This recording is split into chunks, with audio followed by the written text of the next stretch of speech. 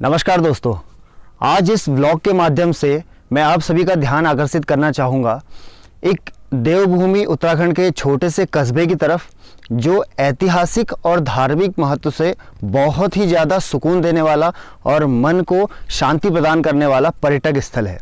वैसे तो उत्तराखंड में कई सारी और भी जगह हैं जो घूमने लायक हैं, लेकिन अगर आप शहर की भागदौड़ से तंग आ चुके हैं और एक छोटे से बजट फ्रेंडली पर्यटन की तरफ आप देखना चाह रहे हैं और कम बजट में एक अच्छा हिल स्टेशन घूमना चाह रहे हैं, तो आज आपको मैं दिखाऊंगा लोहाघाट, जो कि उत्तराखंड में चंपावत डिस्ट्रिक्ट के अंतर्गत आता है।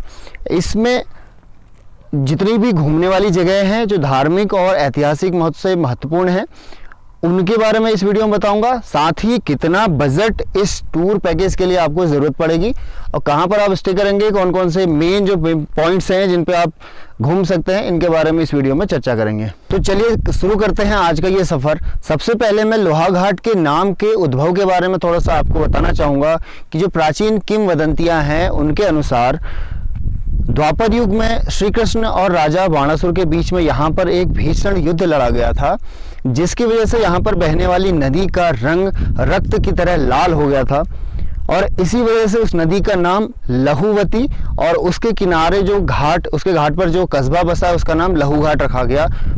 बाद में इन दोनों के नाम बदलकर लोहावती नदी और इस कस्बे का नाम लोहाघाट रख दिया गया। लोहाघाट का वर्णन स्कंद पुराण में भी किया गया है।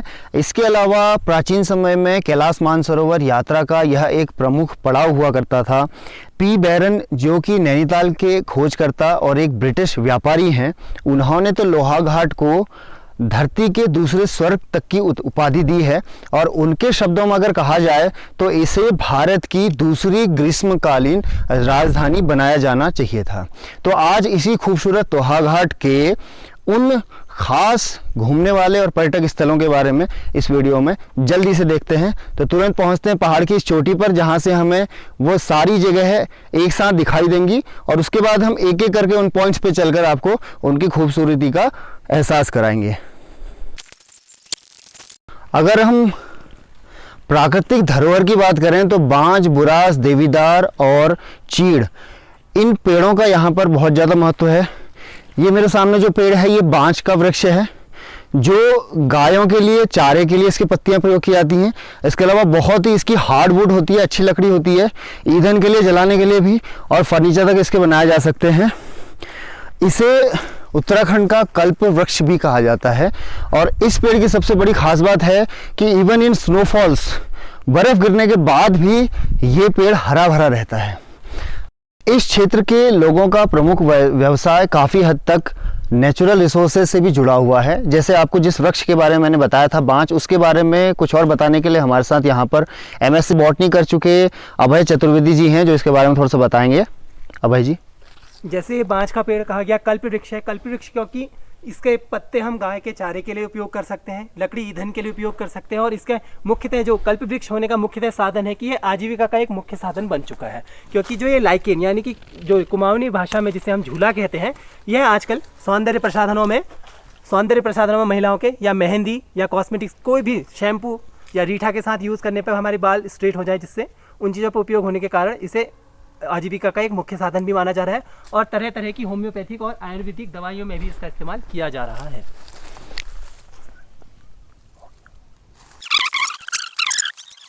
इसके बाद आप ठीक मेरे पीछे अभी देख सकते हैं बैकग्राउंड में लोहाघाट कस्बा, जो टाउन एरिया है, पॉपुलेटेड एरिया है, वो दिखाई दे रहा है। लगभग सेंसस 2011 के हिसाब से टाउन की जो पॉपुलेशन थी वो 10 से 11 हज़ार के लगभग बताई जाती है। कस्बे में आप देख सकते हैं बहुत ही खूबसूरत नज़ारा जहाँ पर हम अभी पहुँचे हुए यहाँ से दिखाई दे रहा है। ठीक सामने में टाउन के थोड़ा सा राइट साइड में आपको दिखाई देगा, यहाँ पर देवीधार का मंदिर एक टूरिस्ट स्पॉट है। उसके बाद towards right from this Abbott के नाम से एक पहाड़ी की चोटी का नाम एबट माउंट रखा गया है, जहाँ पर अंग्रेज़ों के समय की छावनी और कुछ कॉटेज, कुछ बंगले वहाँ पर अभी भी बने हुए हैं। उत्तराखंड टूरिज़्म डिपार्टमेंट की तरफ से भी वहाँ पर कुछ स्टे होम्स वगैरह अभी बहुत सुंदर बनाए गए हैं। इसके बाद टुवर्ड्स राइट यहाँ पर आपको झूमा देवी का मंदिर, ये जो पहाड़ी दिख रही है इसके टॉप में झूमा देवी का मंदिर है और ये भी एक ऐसा पहाड़ है, एक ऐसी चोटी है जहाँ से आपको पूरे इस हिल स्टेशन का बहुत ही सुंदर व्यू दिखाई देगा। इससे थोड़ा सा राइट की तरफ आप देखेंगे तो वहाँ पर छमनिया चौड़ दिखाई दे रहा है, जो इस एरिया का काफ़ी लेबल्ड और काफ़ी प्लेन एरिया है। सुई बिसंग का क्षेत्र है, जो पाटन सुई बिसंग का, इसमें कंस्ट्रक्शन काफ़ी सारा चल रहा है, जिसमें डिफेंस का भी हब बना हुआ है, स्टेडियम वगैरह सारी चीज़ें बन रही हैं। ये सब भी अच्छी जगह है घूमने के लिए। अगर आप हिमालय के दर्शन करना चाहते हैं तो ये बहुत अच्छी जगह है, जहाँ से आपको बिल्कुल क्लियर व्यू हिमालय का दिखाई दे रहा है। ऊंची ऊंची चोटी जहाँ से हिमालय की दिखाई दे रही हैं। मेरे ठीक पीछे अद्वैत आश्रम मायावती, जिसे स्वामी विवेकानंद जी के शिष्य स्वरूपानंद जी और GH सेवियर की फैमिली ने मिलकर बनाया था, और स्वामी विवेकानंद जी ने खुद यहाँ पर 13 दिन का प्रवास किया था। इसके बाद इसी क्रम में दूसरा, इस पेड़ के पीछे जो मैं जिसके बारे में आपको बाद में बताऊंगा, वो वानासुर का किला, जिसे कोटापे के नाम से भी जाना जाता है। डिटेल वीडियोस इसकी अगले ब्लॉग्स में आपको बताई जाएगी। फिलहाल हम सिर्फ स्पॉट टू स्पॉट आपको दिखा रहे हैं। लोहाघाट तक पहुंचने का जो रास्ता है वो हम आपको इस तरह से बताता हूं कि अगर आप बाई एयर आना चाहते हैं इंडिया के या किसी अदर कंट्रीज़ के किसी भी रीजन से अगर आप आना चाहते हैं तो यहाँ पर 2 एयरपोर्ट जो नियरेस्ट हैं, वो पहला है पंतनगर रुद्रपुर के पास में, जो उत्तराखंड में ही है, और दूसरा ऑब्वियसली न्यू दिल्ली। उसके बाद अगर आप ट्रेन से आना चाह रहे हैं तो 2 कनेक्टिव रेलवे स्टेशन है यहाँ पहुँचने के लिए, एक हल्द्वानी काठगोदाम और दूसरा टनकपुर। टनकपुर यहाँ से लगभग 90 किलोमीटर और हल्द्वानी लगभग 150 किलोमीटर के आसपास यहाँ पर से है। अदरवाइज़ बाई रोड भी आप ट्रैवल कर सकते हैं। इन दोनों रेलवे स्टेशन से लोहाघाट पहुँचने के लिए आपको बाई रोड ही आना पड़ेगा।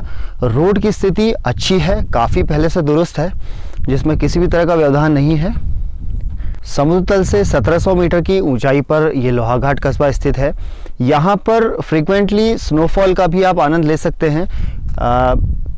साल में जनवरी या दिसंबर के महीने में 1 या 2 बार यहाँ पर स्नोफॉल होता है। लाइट स्नोफॉल होता है, लगभग 3-4 इंच की स्नोफॉल गिरती है, जो तकरीबन 3-4 दिन तक रहती है। तो जो लाइट स्नोफॉल एरियाज़ में घूमना चाहते हैं तो उनकी वो इच्छा भी यहाँ पर आकर ज़रूर पूरी होने वाली है। सबसे पॉजिटिव जो बात है वो ये है कि ये काफ़ी अप्रोच के लिए बहुत अच्छा है। अगर दिल्ली की तरफ से आप लोग आ रहे हैं तो 8, 10 या 12 घंटे का सिर्फ सफ़र रहता है बाई रोड, और आप यहाँ पर पहुँच सकते हैं। सारी सुविधाएं यहाँ पर मौजूद हैं। उत्तराखंड सरकार की तरफ से भी कई सारी ऐसी योजनाएं चलाई गई हैं जिससे पर्यटन को, टूरिज़्म को बढ़ावा मिले, जिसके तहत यहाँ पर होम स्टे या पर्यटक आवास गृह, इस तरह की काफ़ी सारी सुविधाएं हाल फिलहाल में बनाई गई हैं। तो दोस्तों, ये एक छोटी सी कोशिश थी इस लोहाघाट कस्बे के बारे में थोड़ी बहुत जानकारी देने के लिए, ताकि पर्यटन का एक हब बनकर ये उभरे। अपने क्षेत्र के लिए ये मेरा एक छोटा सा योगदान था। कोशिश करूंगा कि देश भर के जो लोग इस वीडियो को देखेंगे वो यहाँ पर स्टे करने का सोचेंगे, कम से कम 1 वीक का यहाँ पर स्टे का प्लान करके आएंगे। सारी सुविधाओं से लेस ये हमारा कस्बा है। आप सभी का स्वागत है। इन्हीं शब्दों के साथ इस वीडियो को विराम देता हूँ। अगले ब्लॉग्स में मैं आपको इन सारे टूरिस्ट प्लेस के बारे में डिटेल में बताऊँगा। वीडियो देखने के लिए बहुत बहुत धन्यवाद। इस चैनल को सब्सक्राइब जरूर करें। जय हिंद, जय